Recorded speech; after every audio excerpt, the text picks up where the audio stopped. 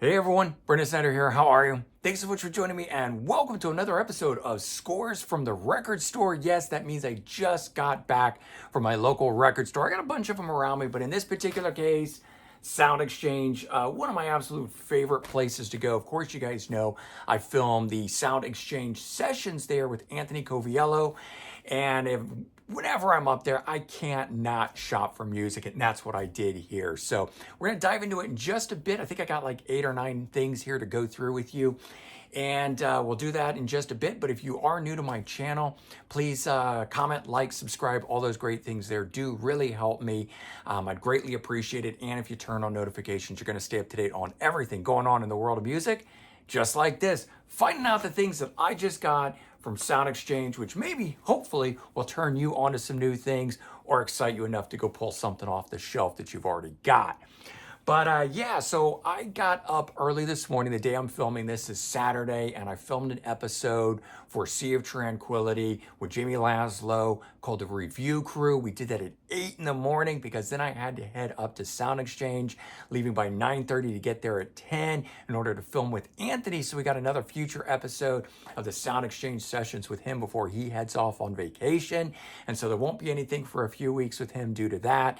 But then shopping, coming home, now I'm filming this. So in all, 3 videos made for you guys today. And let's dive into the stuff that I got. Got a nice wide variety of things, and it all has to do with stuff that I'm currently listening to. First thing up, goes great with the Duran Duran shirt, just kidding, Sepultura. Beneath the Remains. So I didn't realize this. This is the one album I don't own by them. Friday, Cavalera put out their album, which is Schizophrenia, and is a re-recording of the 3rd Sepultura album. So Cavalera being Max and Igor Cavalera, the 2 brothers who were the founding members of the band. They've been doing that. That's the 3rd album that they've done. I was listening to it and I loved it. And it made me start to think, and I looked up and I found out that I'm missing one of their albums. So very exciting to be able to go to Anthony, pick it up, a whole $12.98, great deal on this. I was like, Anthony's got good prices all the time. I mean, some people say, you know, this is high or that's high or whatever, but I gotta say, I think Anthony always has great prices for what the stuff is. But anyways, that's just me. I also recently had gotten into, well, you guys saw that I did the review for the Kansas book, the album review, and 2 of the albums that I did were for Drastic Measures, and the other title's escaping me, but it's the one with John Elefante as a member. And that both of those albums were much more Christian related, Christian rock related, and that's definitely the direction that both he and Kerry Livgren, the guitar player, went. So I veered off into John Elefante, or Elefante, however his name is said, you know, solo albums and stuff like that, Mastodon. So I was enjoying that, and it made me veer off into the other Christian rock things that I have, and I pulled out stuff like Holy Soldier and Shout and Barren Cross. I have Striper too. I didn't happen to pull that out. But in that, I'd only recently learned that the band Petra featured the lead vocalist, Schlitt, I think is his last name, and I'm spacing on his first name, but he was the lead singer from the band Head East, which I'd recently gotten into. So it's a kind of a colliding of these things. Well, the only thing that they happened to have there was a best of the 1980s, which, you know, for me is absolutely perfect. You guys know I love 1980s stuff. They had a couple, well, actually, I take that back. What am I talking about?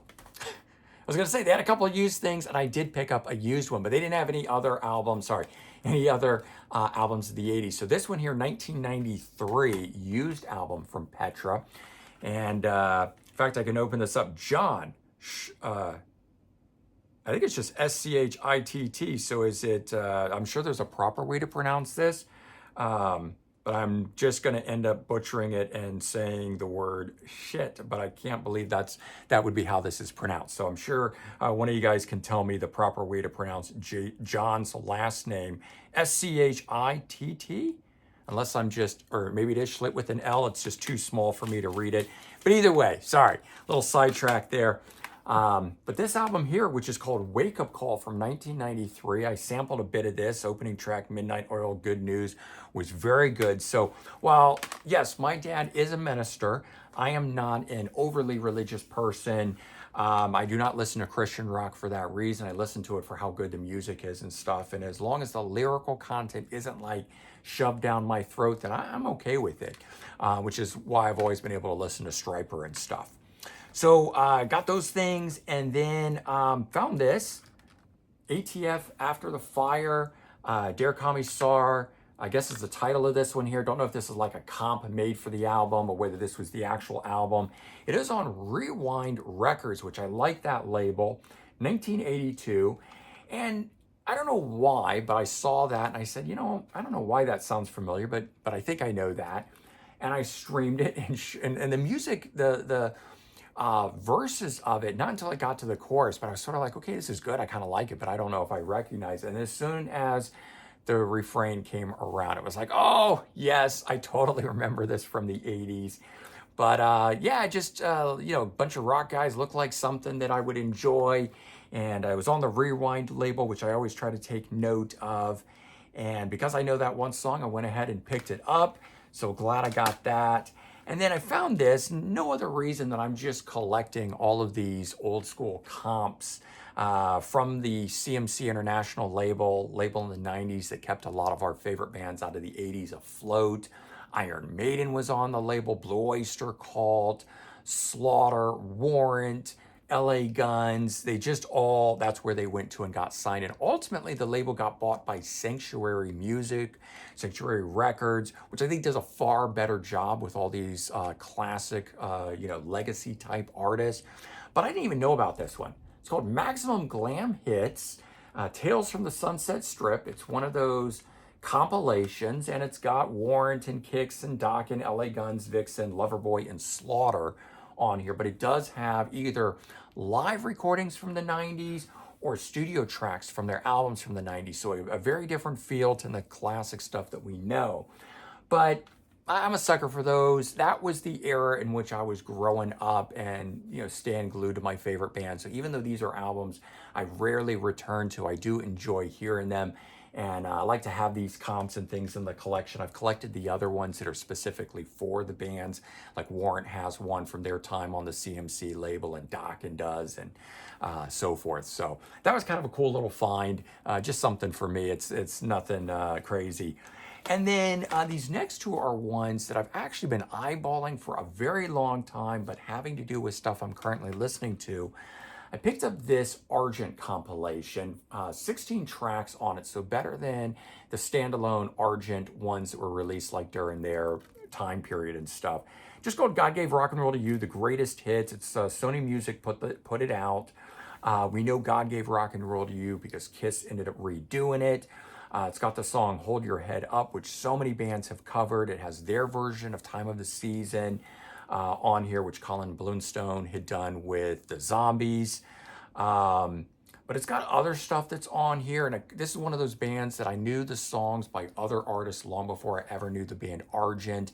And I have a 5 CD little box set collection of their albums, which I enjoy, but I wanted something that gave me a wider cross section that I can listen to. And then when I go back to the albums, those songs will stand out to me as they're supposed to. I just don't hear them on the radio because I didn't grow up with it. But the reason for this is I recently pulled out 2 Russ Ballard albums. Russ Ballard is the guy that wrote Since You've Been Gone, that Rainbow made really popular from, and Into the Night, which Ace Frehley covered on his first Frehley's Comet album.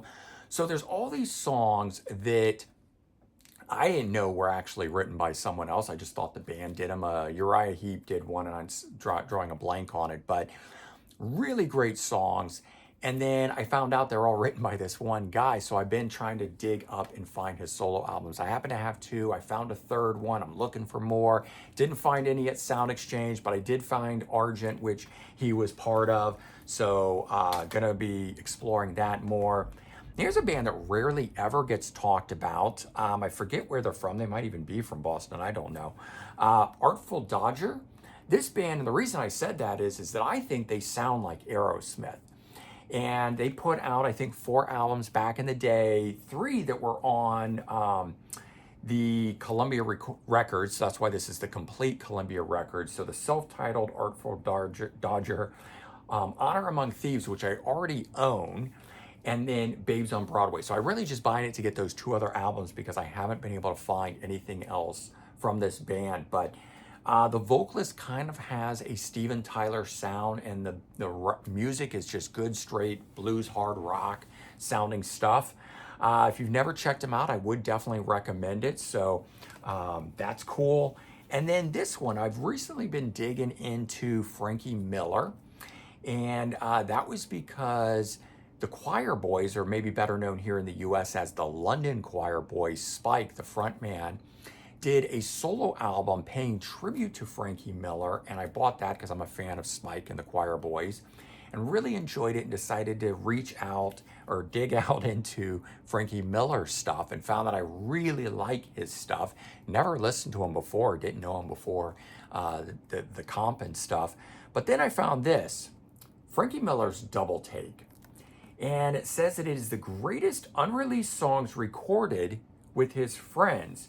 So my understanding is that there's a bunch of unreleased recordings, and the wife gave them out to these other musicians that are fans of his to complete and finish off.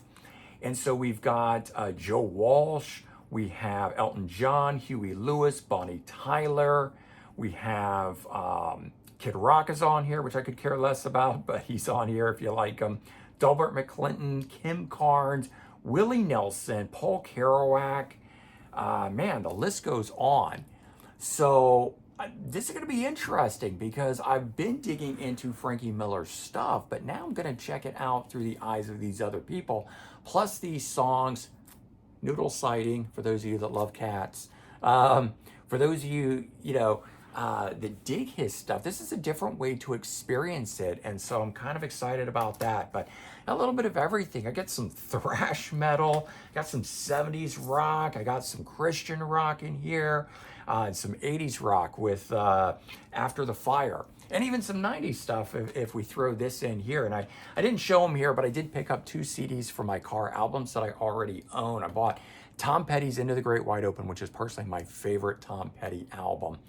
And then I picked up Tesla Mechanical Resonance, which is my favorite Tesla album. So I've been buying CDs and albums for the car that just can live there, and I don't have to worry if they get sun bleached or whatever, but they live there, and I still got my real good copies here in the house. But basically buying my most favorite of favorite albums by these bands, the ones that I can listen to anytime. It doesn't really matter if I see it and I don't know what I want. I just throw something in and it's gonna be good. So I'm kind of realizing that I've got a solid 10 to 20 of these now that are like becoming my absolute favorite albums. And I may have to turn that into a video of some kind, Brendan's ultimate top 10 albums or something. I don't know, but we'll maybe do that, or the best car driving albums, something along those lines. And yeah, so anyways, I got a bunch of cool stuff. I'm super excited about it, and I hope you guys enjoyed going through it with me here right after the record store. And it's all still sealed in plastic, and so I'm gonna go tear that stuff off, dive into it. And yeah, go check out something from your collection. Head to your local music store and get some new music for the weekend like I am. I love going on Saturday mornings to the record store and then having the rest of the weekend to enjoy it, but that's just me. All right, everyone, take care, have a good one, and I'll talk to you real soon. Bye-bye.